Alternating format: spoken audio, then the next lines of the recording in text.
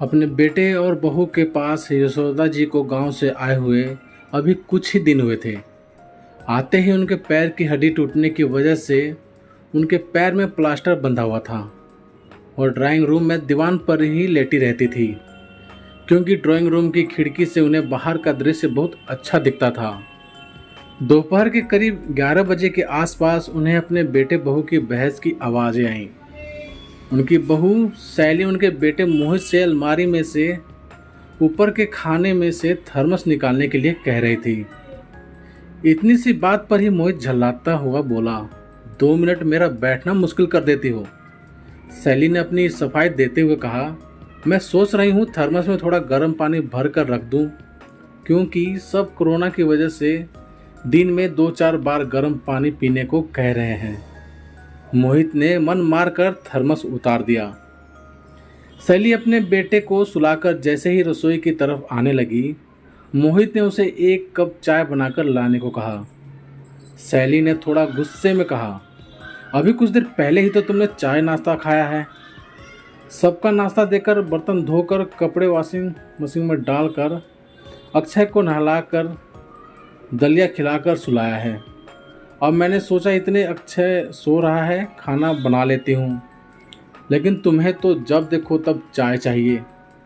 ऐसे तो मेरा पूरे दिन काम चलता रहेगा। मोहित बड़बड़ाता हुआ कमरे से बाहर यह कहते हुए आया कि जरा से काम में ही जोर पड़ जाता है। मोहित बाहर जाने के लिए दरवाज़ा खोल ही रहा था, तभी यशोदा जी उससे पूछने लगी, अरे मोहित, तू कहाँ जा रहा है? पता है ना, कोरोना की वजह से लॉकडाउन हुआ है। मम्मी, आप भी कैसी बातें कर रही हैं मुझसे? मैं तो ये देखने जा रहा हूँ कितने लोग अभी भी बाहर घूम रहे हैं। सैली ने शरारत भरे अंदाज में कहा, मोहित को जाने दो मम्मी, अभी पुलिस वालों के 4-5 डंडे खाकर वापस आ जाएंगे। यशोदा जी ने हंसते हुए कहा, चुप कर, मेरे बेटे को मार खिलवाना चाहती है। फिर उन्होंने मोहित की तरफ देखते हुए कहा, तेरे जैसे लोगों की वजह से ही तो कोरोना बढ़ रहा है। तू शांति से घर में बैठ जा और घर के कामों में हाथ बटा। मम्मी, अगर मुझे ही घर के काम करने हैं तो आपकी बहू क्या करेगी? मोहित ने आंखें तरेरते हुए कहा, वाह बेटा, मैं बहू के रूप में जिंदगी भर तेरा साथ निभाने के लिए तेरी अर्धांगिनी लाई थी, पर जब से मैं यहाँ आई हूँ मैं महसूस कर रही हूँ तूने उसे बिल्कुल नौकरानी बना दिया है। यशोदा जी ने सैली की तरफ हमदर्दी से देखते हुए कहा, वाह मम्मी, 4 दिन घर के काम करने से वो नौकरानी बन गई। वैसे तो मैंने बर्तन और सफाई के लिए काम वाली लगा ही रखी है। मोहित ने शिकायत भरे अंदाज में कहा, अपने घर का काम करने से ना वो नौकरानी बनेगी और ना ही तू नौकर बनेगा। मेरी तबीयत खराब होने की वजह से सैली मुझसे भी काम नहीं करवाती। तुम्हारा बेटा भी अभी सिर्फ 2 साल का है, सैली को उसका ही कितना काम हो जाता है। ऐसे में तू सारा दिन बैठा बैठा अलग अलग खाने पीने की फरमाइश करता रहता है। कम से कम तू उसकी मदद नहीं कर सकता तो उसका काम भी तो मत बढ़ा। यशोदा जी ने मोहित को डांटते हुए कहा, मम्मी, आपकी बातों से तो ऐसा लग रहा है जैसे मैं आपका बेटा नहीं, सैली आपकी बेटी हो। मोहित ने सैली को घूरते हुए कहा, ठीक कहा तूने। जिस दिन तुम्हारा रिश्ता पक्का हुआ था उसी दिन से मैंने सैली को अपनी बेटी समझ लिया था।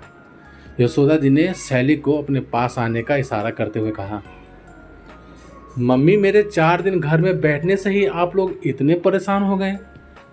मोहित बच्चों की तरह मुंह बनाता हुआ बोला। यशोदा जी ने उसे समझाते हुए कहा, बेटा, घर का सारा काम सैली को अकेले करना पड़ रहा है।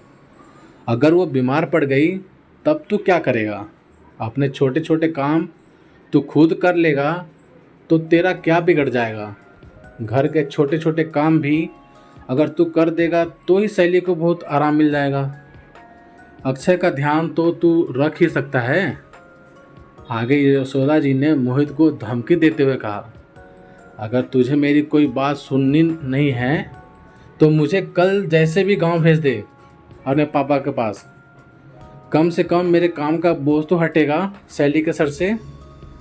मोहित ने मुंह बनाते हुए कहा, बचपन से तो मुझे घर का कोई काम करने नहीं दिया, अब अचानक से सोच रही हो घर के सारे काम करने लगूं। यशोदा जी ने उसे आंखें दिखाते हुए कहा, देर से ही सही पर अपनी गलती का एहसास हो गया है मुझे, और कहते हैं ना, देर आए दुरुस्त आए। मोहित ने यशोदा जी के पास बैठते हुए कहा, कहीं जाने की जरूरत नहीं है आपको, अब से जैसा आप कहोगी वैसा ही करूँगा।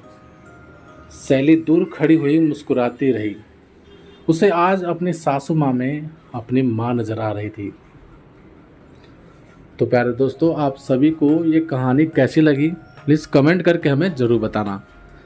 यदि कहानी आप सभी को पसंद आई हो तो लाइक करना, शेयर करना, और चैनल पर नए हो तो चैनल को सब्सक्राइब भी ज़रूर कर देना। तो चलिए दोस्तों, मिलते हैं आप सभी से एक और नई कहानी के साथ। तब तक लिए जय हिंद, वंदे मातरम।